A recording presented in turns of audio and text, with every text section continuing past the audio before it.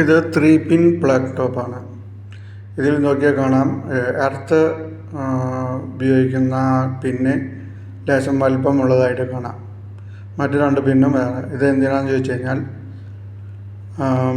ഫേസും ന്യൂട്രലും ഉയരിയതിന് ശേഷം എർത്തിൻ്റെ കണക്ഷൻ വിടാൻ പാടുള്ളൂ എന്നുള്ളൊരു സൂചനയാണത്. പിന്നെ എർത്തിൻ്റെത് തെറ്റാണ്ടിരിക്കാനും അങ്ങനെയാണ്. അപ്പോൾ നമ്മൾ പലപ്പോഴും ശ്രദ്ധിക്കേണ്ട ഒരു ഇതാണ്, ആദ്യം അഴിക്കേണ്ടത് ഫേസാണ്, പിന്നെ രണ്ടാമത് ന്യൂട്രൽ, പിന്നെ ആണ് എർത്ത് അഴിക്കേണ്ടത്.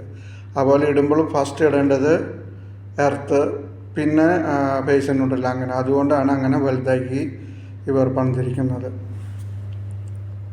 ഈ 3 പിൻ പ്ലഗ് ഈ ടേപ്പിൽ ഇത് നമ്മുടെ നാട്ടിലാണെങ്കിൽ റൗണ്ട് ഷേപ്പും ഗൾഫിലാണെങ്കിൽ സ്ക്വയർ ഷേപ്പുമാണ് വരുന്നത്. ഗൾഫിൽ ഉള്ളതിൽ 1350 ഫ്യൂസ് പ്രൊട്ടക്ഷനും കൂടി വയ്ക്കുന്നുണ്ട്. എന്നാൽ നമ്മളുടെ നാട്ടിലുള്ളതിൽ ഇതുപോലെ ഫ്യൂസ് പ്രൊട്ടക്ഷനോ ഒന്നും ഉണ്ടാവില്ല. ഇത് ഇവിടെയുള്ളതിലെല്ലാം ഈ ഫ്യൂസ് ഉണ്ടായിരിക്കും. ये है 3 पिन प्लग टॉप.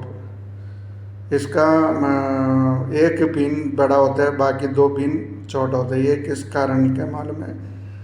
वो फेस न्यूट्रल है, वो छोटा पिन है, वो फेस न्यूट्रल है.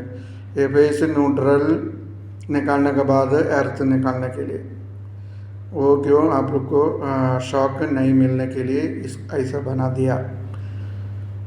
वो निकालने का टाइम हम लोग श्रद्धा करना चाहिए.